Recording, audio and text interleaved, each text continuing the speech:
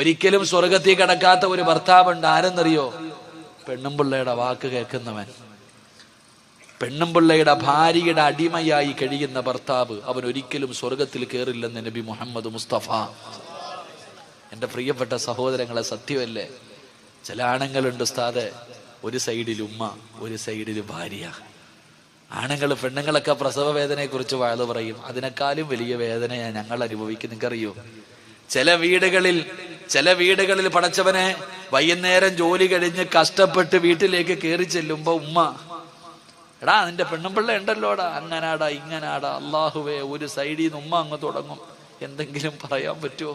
ഉമ്മയല്ലേ, മിണ്ടാതെ നിന്ന് കേൾക്കും. അത് കഴിഞ്ഞിട്ട് എങ്ങനെയെങ്കിലും ചോറ് ഉണ്ണാതെ ബെഡ്റൂമിൽ പോയി കിടക്കാൻ വേണ്ടി അങ്ങോട്ട് കയറുമ്പോ ആമിന അവിടെ നിന്ന് തുടങ്ങും. നിങ്ങളുടെ തള്ളയുണ്ടല്ലോ, അള്ളാഹലിച്ചേക്കപ്പ. അവിടെ നിന്ന് അവൾ അങ്ങോട്ട് വാഴ്ന്നു തുടങ്ങും.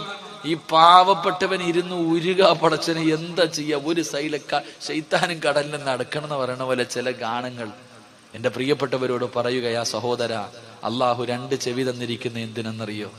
2 ചെവി അള്ളാഹു തന്നിരിക്കുന്നത് ഒന്ന് കേൾക്കാനും ഒന്ന് കളയാനുവാ. അതാ ജീവിതം.